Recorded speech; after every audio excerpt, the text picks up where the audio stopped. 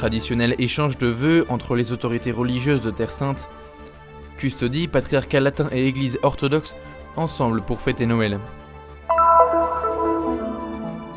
La communauté franciscaine et avec elle plusieurs centaines de pèlerins s'est rassemblée au Champ des Bergers le jour de Noël pour faire mémoire de l'annonce de la naissance de Jésus de la part de l'ange. Toujours moins nombreux, les chrétiens de Bethléem se voient mis au défi de perpétuer la présence chrétienne dans la ville de naissance de Jésus. Une rétrospective pour revivre mois après mois les événements fondamentaux qui ont marqué l'année 2016 en Terre Sainte, une année de changement et de nouveautés.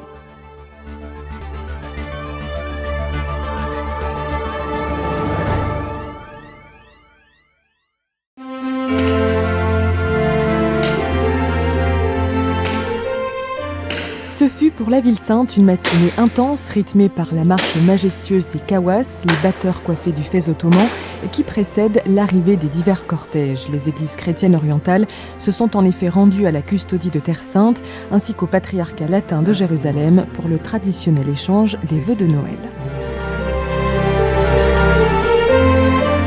Comme le veut l'ancienne tradition, les Grecs orthodoxes, les Arméniens, les Coptes et les Syriaques orthodoxes se sont succédés à la custodie dans un climat de fraternité, de joie et d'harmonie. Collaboration, respect et compréhension réciproque ont été à la base de l'échange des vœux et ont montré encore une fois l'importance d'une communauté chrétienne unie dans la foi comme dans la vie quotidienne. Una occasione per esprimere I legami di fraternità e di solidarietà che C'est une occasion pour exprimer les liens de fraternité et de solidarité qui, de fait, sont réels, parce que ces dernières années, les principales communautés ont collaboré ensemble, notamment les communautés latines, grecques orthodoxes et arméniennes, pour la restauration du tombeau du Christ. Il y a aussi une collaboration pour les travaux en cours à Bethléem, et d'une manière plus large, pour la garde des lieux saints, et surtout de la communauté chrétienne. Si nous sommes unis par de bonnes relations, par des relations fraternelles, si nous nous présentons plus unis, comme minorité chrétienne, il est évident que notre voix sera mieux écoutée. Essendo minoranza, è evidente che la nostra voce può essere ascoltata meglio. Les délégations des différentes églises se sont ensuite rendues au patriarcat latin, une tradition qui se vit chaque année car, comme l'a souligné l'administrateur apostolique dans ses vœux au patriarche grec orthodoxe, ils sont signes de l'harmonie et de l'importante collaboration, non seulement pour la garde des lieux saints, mais aussi pour les communautés. Nous sommes peu nombreux et les problèmes ne manquent pas entre nos communautés, mais dans le même temps, nous sommes un. Nous devons travailler ensemble et montrer comment, en dépit de tout, nous appartenons à cette terre et à ses racines. And it's a great opportunity for us. This is the occasion that we take the opportunity to renew. C'est une grande opportunité pour nous. C'est l'occasion de renouveler notre relation fraternelle, de renforcer notre mission ici. Nous avons un intérêt commun et une mission aux Terres Saintes. Celle de prendre soin non seulement des lieux saints, qui sont notre témoignage de foi, mais aussi de prendre soin de nos communautés, de nos fidèles. Travailler ensemble pour le bien, la paix et la réconciliation aux Terres Saintes. And our people, and to work together for the well-being and for peace and reconciliation in the Holy Land.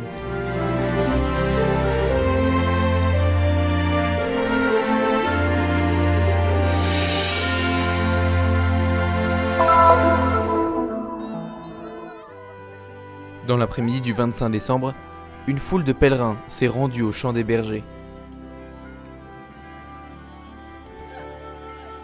Venus du monde entier dans le lieu saint gardé par les franciscains, les fidèles se sont unis aux frères pour faire mémoire de l'annonce de l'ange aux bergers.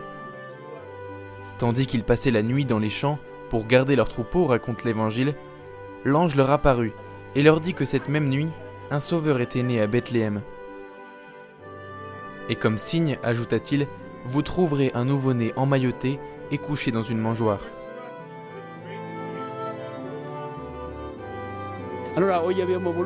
Aujourd'hui, nous avons voulu rappeler ces événements.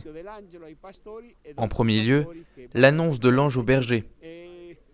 Ceux-ci partent ensuite à Bethléem, restent émerveillés de ce qu'ils voient et vont ensuite le raconter.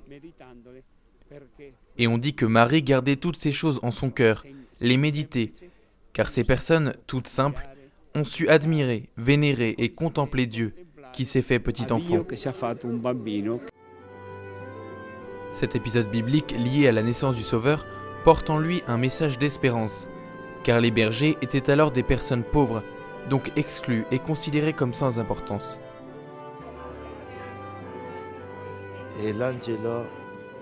Quand le Seigneur Jésus est né, l'ange se rend auprès de ces personnes simples. Cela signifie que Dieu n'oublie personne. Dieu vient parmi les humbles, les derniers. Et cela est une grande consolation pour nous. Cela nous donne de l'espérance quand nous reconnaissons que, pécheurs et pauvres, nous avons besoin du Seigneur qui nous accueille toujours.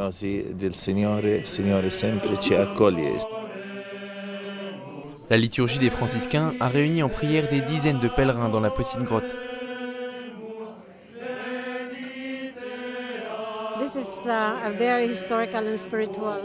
C'est une expérience historique et très spirituelle d'être ici pour la 4e fois, mais pour la première fois en ce temps de Noël. C'est une expérience gratifiante. Dans ce lieu simple mais accueillant, tous ont rappelé l'adoration du nouveau-né, l'adoration des bergers, et ont salué l'enfant Jésus avec un baiser. La foule qui a fait entendre sa voix dans cette grotte a rappelé le chœur des anges qui s'est uni ici après l'annonce aux bergers pour chanter « Gloire à Dieu au plus haut des cieux et paix sur la terre aux hommes qui l'aiment ». Youssef et Manal sont mariés depuis 13 ans et ont 4 enfants. Leur famille, chrétienne, vit à Bethléem où ils sont tous nés. Les enfants apprennent très vite la valeur de ce qui est sacré. Je suis fière d'être originaire de Bethléem où Jésus est né.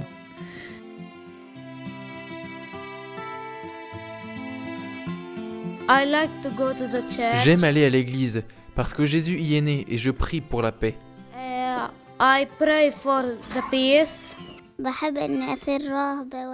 J'aimerais devenir religieuse. Je lis la Bible tous les jours et j'aime beaucoup les cours de catéchisme. La famille Mossalam fait partie des 20% de chrétiens, toutes dénominations confondues, que compte la ville. Les catholiques représentent en tout 40% de ceux-ci. La très grande majorité de la population est musulmane et les relations entre voisins sont cordiales. We don't have any problems in our feast. They came. Nous n'avons aucun problème. Pour nos fêtes, ils viennent à la maison célébrer avec nous et nous faisons de même à l'occasion de leurs fêtes. Jusqu'ici, nous n'avons eu aucune difficulté. Mais en lisant les nouvelles d'ailleurs, nous avons peur que les problèmes en Syrie et en Irak, entre musulmans fanatiques et chrétiens, ne se produisent ici. Having the same problems like in Syria or Iraq between fanatic Muslims and Christians. Même s'ils ne sont pas confrontés à une violente persécution, comme celle qui touche certains pays du Moyen-Orient, les difficultés que rencontrent les chrétiens de Bethléem les poussent à quitter leur terre natale, surtout les jeunes. Parmi les destinations choisies, les États-Unis et les pays européens. Le père Marwan, franciscain vivant à Bethléem depuis 12 ans, évoque les raisons qui poussent les chrétiens de la ville à l'émigration. Ils partent pour avoir une vie meilleure, pour assurer un avenir plus sûr à leurs enfants. Notre vie, au niveau politique, est toujours imprévisible. On ne sait jamais quand va éclater une guerre, une intifada, quand il y aura une nouvelle agression ou autre violence de ce type. Celui qui a vécu cela ne veut pas de ces choses pour ses enfants. Il veut qu'ils aient une vie paisible, tranquille et sereine. Youssef est vétérinaire. Il affirme que le coût de la vie est élevé et qu'il faut travailler dur pour subvenir aux besoins de sa famille. Si tu veux rester ici, tu dois beaucoup travailler et avoir plus d'un travail pour vivre.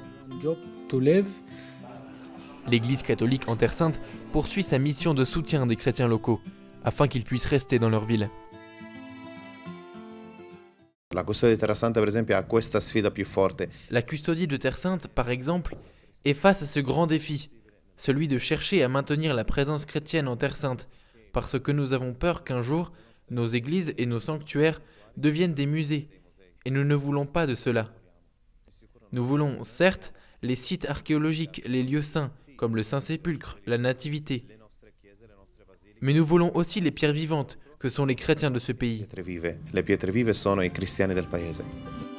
Pour soutenir la situation économique des chrétiens, la custodie franciscaine s'occupe de paroisses et de projets sociaux, construit des maisons et des écoles et a également en charge l'instruction universitaire.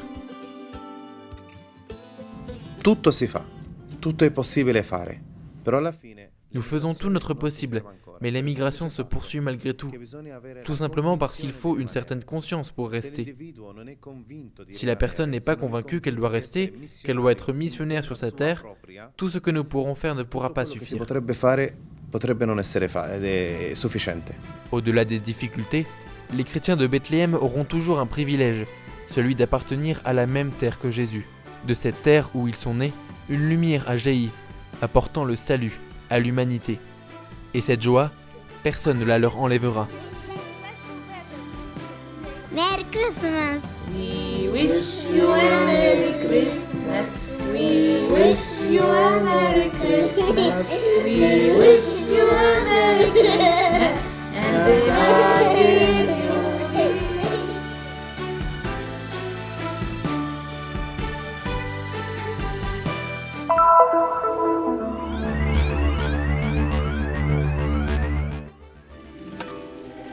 Accueillant l'invitation du pape François, la terre de Jésus a ouvert ses portes saintes pour le jubilé de la miséricorde. La première a été celle de Gethsémani, suivie par celle de Bethléem, la nuit de Noël 2015. Et ensuite celle de Nazareth, dans la basilique de l'Annonciation. Gaza, Haïfa, Amman et Nicosie, des milliers de pèlerins du monde entier ont prié dans ces sanctuaires à la recherche du visage miséricordieux du Père.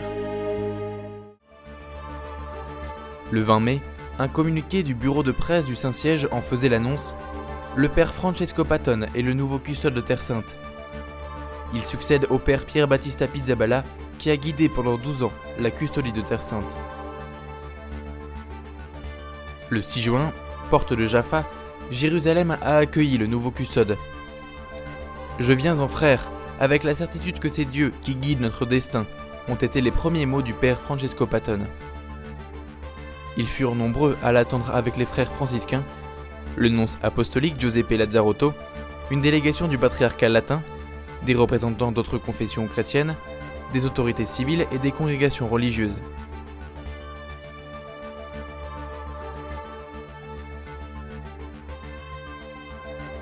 Le mois de juin a vu le départ du patriarche latin de Jérusalem, Fouad Toual, après 8 années au service de l'Église mère. Le pape François a accepté sa démission, présentée en raison de la limite d'âge atteinte.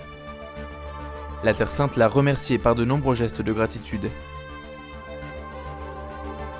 Le 24 juin, le pape nommait le père Pier Battista Pizzaballa administrateur apostolique du patriarcat latin de Jérusalem, sede vacante, l'élevant au rang d'archevêque et lui assignant le siège titulaire de Verbe. Le 28 septembre mourait Shimon Peres, le dernier des pères fondateurs de l'État d'Israël. Parmi les moments forts de la vie de l'ancien président et prix Nobel de la paix, rappelons la rencontre pour la paix avec Mahmoud Abbas, le pape François et le patriarche Bartholomé Ier le 8 juin 2014 dans les jardins du Vatican. Pour beaucoup, une rencontre historique. Après 206 ans, chercheurs et autorités religieuses ont pu voir de nouveau la roche où a été déposé le corps de Jésus après sa crucifixion. Pour la première fois depuis 1810, la plaque de marbre recouvrant le lieu où se trouvent les restes de la roche du tombeau du Christ a été enlevée. L'unique précédent remonte à 1555. Les travaux de restauration en cours devraient se terminer d'ici à Pâques, lorsque les communautés présentes à Jérusalem et dans le monde entier proclameront « Il n'est pas ici, il est ressuscité ». À Bethléem, c'est un nouveau trésor qui a été mis à jour. Les mains expertes des restaurateurs de l'entreprise Piacenti Spa ont fait retrouver aux mosaïques de la basilique de la Nativité leur splendeur première. Une restauration importante et une beauté qui laisse sans voix. La dernière et retentissante découverte a été celle d'un ange, le 7e, dont personne ne connaissait l'existence, ou mieux, que tous pensaient perdus ou détruits, comme la majeure partie des 2000 mètres carrés de mosaïques originelles dont ne subsiste aujourd'hui qu'un peu moins de 200 mètres carrés.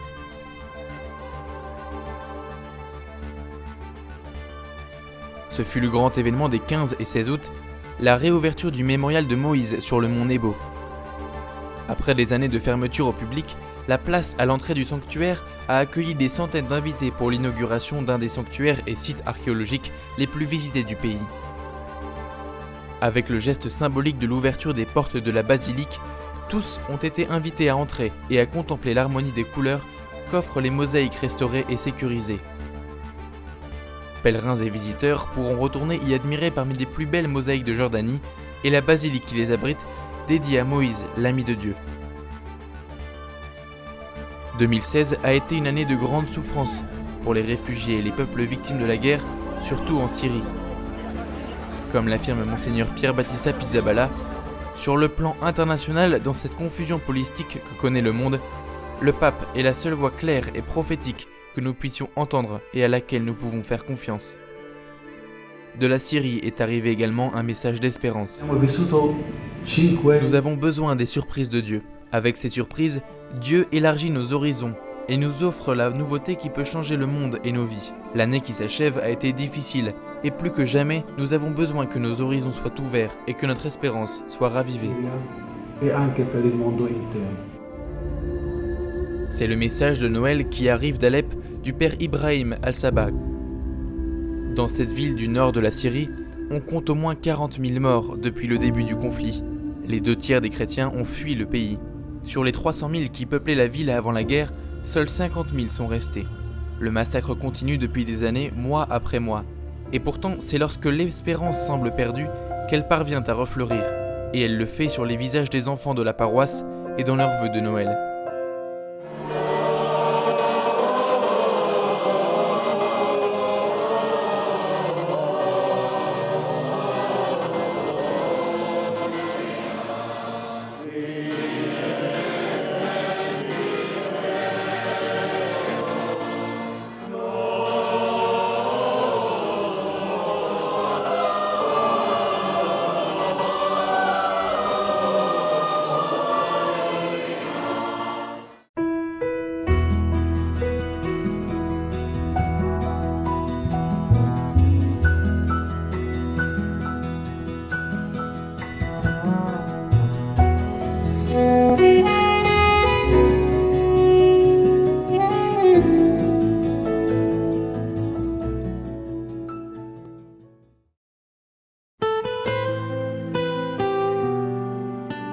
La mission du Christian Media Center est d'apporter au monde le message de la Terre Sainte, la terre du 5e évangile.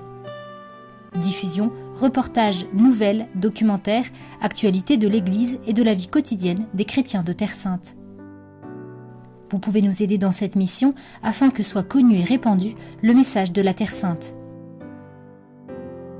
Aidez-nous. Visitez notre site web